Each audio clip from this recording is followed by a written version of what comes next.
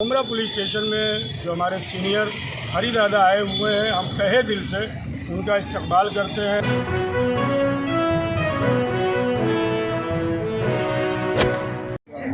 अली अब्बास भाई, इस वक्त आप मौजूद हैं मुमरा पुलिस चौकी पर।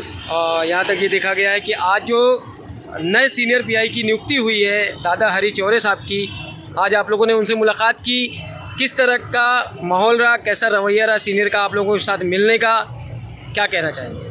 समीर साहब, देखें, मुमरा शहर जो है वो हमेशा से आपसी इत्तेहाद का गहवारा बना रहा है। वाहिद एक ऐसा शहर है जहाँ तमाम मसालिक और फ़िरक़े के लोग रहते हैं। वहीं शिया कौम के भी अफराद बड़ी तादाद में मुमरा शहर में रहते और बसते हैं। और ख़ास करके हमारी साथ जो जुड़ी है वो अज़ादारी इमाम हुसैन अलैहिस्सलाम है।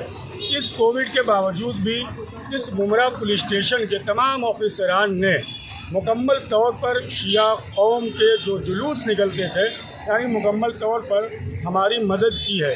और देखा ये गया है कि जहाँ ये आपसी इत्तेहाद का मुमरा शहर गहवारा है, उसमें पुलिस स्टेशन का बहुत बड़ा हाथ होता है। तो आज शिया कौम के नौजवान और कमेटियों के ज़िम्मेदारान हमारे भाई मोहतरम अबू साहब जो हैं हमारे साथ यहाँ पे शामिल हैं। नेशनल एंटी करप्शन के ब्यूरो चीफ जो है मोहतरम इकराम साहब हमारे साथ थे। खुद आप समीर भाई मौजूद थे, हम थे। हमारे कांग्रेस के युवा नेता सलमान साहब समाज में भी रहते हैं, शिया कौम के साथ जुड़े हुए हैं। हसन अब्बास साहब परचम अब्बास के सिक्योरिटी और MIM के आप क्या बोलते हैं अहम रुकन भी है। और फाजिल हमारे जो नौजवान हैं समर भाई और हमारा अफजल जो है रिपोर्टर।